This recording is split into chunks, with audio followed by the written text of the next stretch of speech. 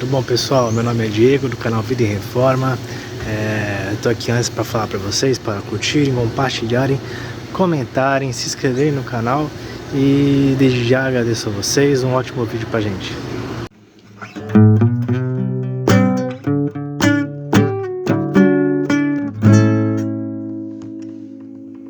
Tudo bem, pessoal? Meu nome é Diego, a gente está no canal Vida em Reforma e a gente está aqui para continuar a série sobre teologia sistemática.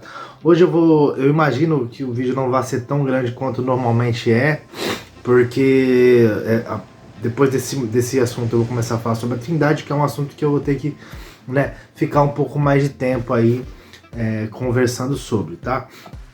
E hoje vai ser uma breve exposição sobre os atributos de Deus, que, como eu já me propus a fazer com vocês, não vai ser uma exposição detalhada com versículos, vai ser só uma exposição conceitual mesmo, tá? Então, bem, antes de começar eu já vou pedir para vocês novamente para se inscreverem no canal, curtirem o vídeo se gostarem, comentarem, compartilharem para as pessoas que você gosta. O canal tá começando a ganhar um pouco mais de corpo, né? O pessoal tá começando a querer ver, tem falado comigo no meu WhatsApp, e eu tô gostando bastante dessa troca que nós estamos tendo, e peço que vocês continuem então assistindo, compartilhando, e com a graça de Deus que eu possa edificá-los de certa forma, tá certo? Então vamos lá, gente. A gente parou na semana passada falando sobre a relação dos atributos de Deus com Ele, deixando bem claro que os atributos de Deus não são apenas características de Deus, mas são o que Ele é, né? São, digamos que, a personalidade de Deus é aquilo. Ele não simplesmente tem amor, Ele é amor, tá bom? Então vamos lá. O quarto ponto que eu quero citar aqui, que eu estou separando por pontos aqui, mas a gente vai falar agora sobre os atributos de Deus, tá bom? Como eu disse, atributos não são características, elas são o que Ele é. E existem algumas formas de divisão na teologia de atributos. Eu vou citar algumas possibilidades de divisão, mas eu vou usar uma só, tá? Que existe a divisão por atributos naturais e morais. Naturais são os que são a natureza constitutiva de Deus, no sentido de autoexistência, infinidade, autossuficiência, tá? E os atributos morais são as qualificações morais, no sentido de o que nós vemos como moral: bondade, graça, misericórdia, tá bom?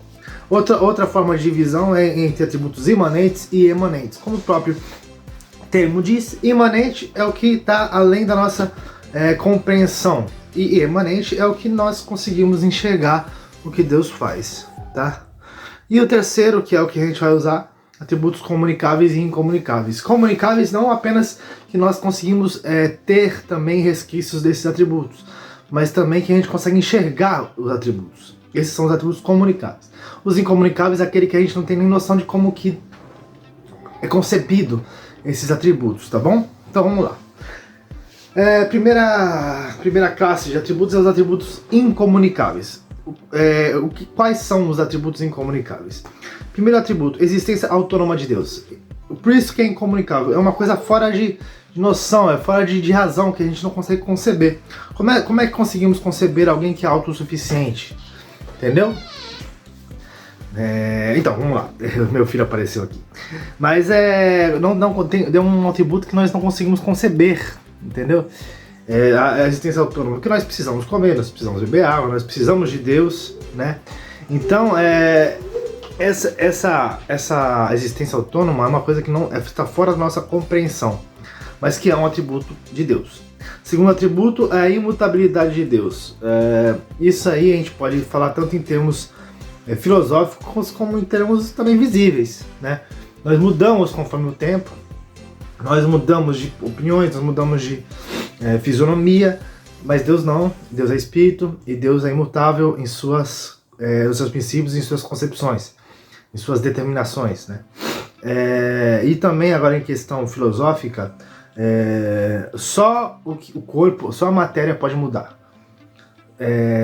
Só a matéria pode ter movimento, porque movimento é mudança, né?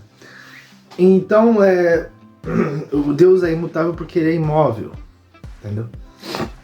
Então isso é filosófico, mas a parte mesmo de fato que nós devemos compreender é a imutabilidade no sentido de Deus não mudar suas opiniões, não mudar seus princípios, não mudar fisionomia, porque de fato não tem fisionomia, né? E terceiro ponto, infinidade de Deus. Isso aqui é um termo bem abrangente, tá? Porque envolve também a questão da onipotência, a questão da infinitude de espaço, da infinitude de presença, entendeu? Então isso aqui é a questão da limitação. Infinidade de Deus é que Deus não é limitado, tá? A unidade de Deus é que Deus é um. Isso aqui a gente vai abordar um pouco melhor quando formos falar sobre a Trindade, tá? Só que a unidade de Deus é um atributo também de Deus, tá bom? Agora vamos passar para os outros tipos de atributos, que são os atributos comunicáveis. Os atributos que nós conseguimos enxergar na criação, tá bom? Que nós conseguimos também conceber na nossa mente. Deus é Espírito, é uma coisa que a gente... eu imagino que esteja entre meio termo, assim, porque a gente não consegue também conceber, a gente consegue ver também o Espírito. Porém, a gente entende, né, o que é o Espírito, a gente entende a diferença, porque nós também somos Espírito. Essa é o porquê de estar no atributo comunicável. Nós temos Espírito. A questão nós não conseguimos conceber porque nós não vemos, né? Não temos noção do que é, né? Porque é invisível, né? Não tem matéria. Mas Deus é Espírito, é um atributo também comunicável, tá bom? Segundo atributo, Deus é onisciente. Esse aqui eu acredito que esteja também envolvido com os atributos intelectuais. De fato, é o atributo... Isso aqui, na verdade, não é só onisciência, tá? Atributo intelectual envolve muito mais coisa.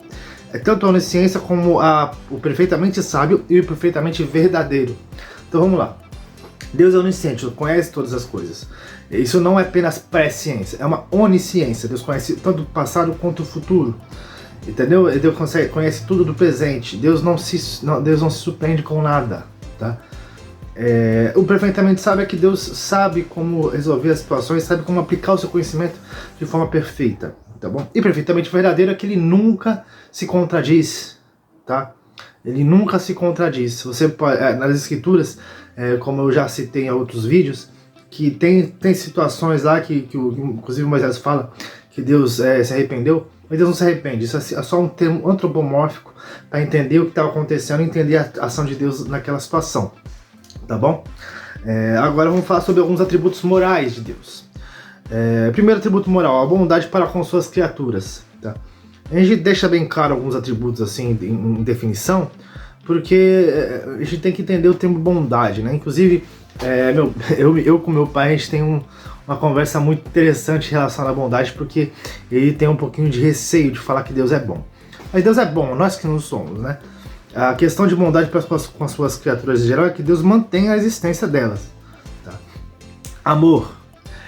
Isso é uma coisa interessante de se dizer, porque atributo comunicável não quer dizer que ele exerça o atributo para conosco. Ele ama a sua criação de certa forma, sim, mas o atributo do amor é mais destacável na Trindade, né? Dentro da deidade. Deus, ele ama perfeitamente a si mesmo, tá? E ama perfeitamente as criaturas também, porém o amor às criaturas se refere ao glorificar a si mesmo pela sua criação, tá bom? A graça é outro atributo também, que é o fato de ele dar algo para a sua criação sem que ela mereça. E misericórdia ele não dá alguma coisa para sua criação, mesmo ela merecendo. Isso a gente vai entrar muito nesse contexto, assim, nesses assuntos, quando começamos a falar sobre redenção, tá bom? Santidade. Existem dois teores aqui na santidade, que é a separação, o fato de Deus ser totalmente outro, e a santidade ética, que é a questão de Deus ser plenamente ético e moral no sentido perfeito da palavra, né? E que ele não consegue se misturar com o que não é, tá bom? A justiça, Deus é perfeitamente justo, por ser sábio, é uma consequência. Isso é uma coisa que a gente vai ver muito também nos atributos e também com o passar da compreensão teológica, né? Que a gente vai ver que os atributos de Deus, eles expressam muito mais digamos, a compreensão teológica é consequência de uma boa pré-concepção teológica, entendeu? Então, se entendemos que Deus é sábio, consequentemente Deus é justo, tá? E também temos os atributos da soberania de Deus, que também é comunicável por nós vermos a ação de Deus aqui, só que também não compreendemos porque é uma coisa que excede o nosso entendimento, né?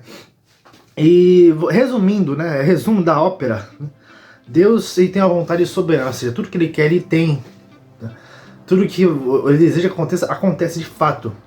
Ele não é uma pessoa que é limitada pelo contexto, tá? Ele mesmo, a sua vontade ela é realizada da forma como ele quiser, tá bom? Ele não tem resistência, não tem não necessita de que alguma coisa funcione para que ele faça, não, ele faz acontecer independente de qualquer coisa, tá? E a vontade de Deus ela é definida também tem várias visões, mas eu vou usar uma só, que é a vontade revelada e a vontade secreta. A vontade secreta tem a ver com a providência divina eterna, que é a predeterminação, a predestinação de Deus, que é uma coisa que nós não temos acesso. E a vontade revelada, que é a vontade escrita, que é nas escrituras, tá bom? E também temos o poder soberano ou a onipotência de Deus. Aí é uma coisa muito interessante, inclusive eu fiz um vídeo sobre isso, falando sobre soberania de Deus. Que Deus tem a vontade soberana e o poder soberano, tudo que ele quer acontece, tá? Tudo que ele quer acontece. Se ele quer o que ele quer acontece e o que ele quer fazer, ele pode fazer, tudo que ele quer fazer, tanto ele pode fazer como ele vai fazer, então as coisas de fato acontecem, entendeu? A onipotência e a vontade soberana são atributos que a gente consegue, digamos assim, ter um bom ponto de partida. É o começo da concepção da soteriologia, tá? O entendimento que Deus é soberano sobre todas as coisas, tá bom? E, gente, é isso. Eu vou parar por aqui, porque agora depois disso a gente vai começar a falar sobre a Trindade. E eu agradeço a vocês por assistirem. Um beijão, até o próximo vídeo.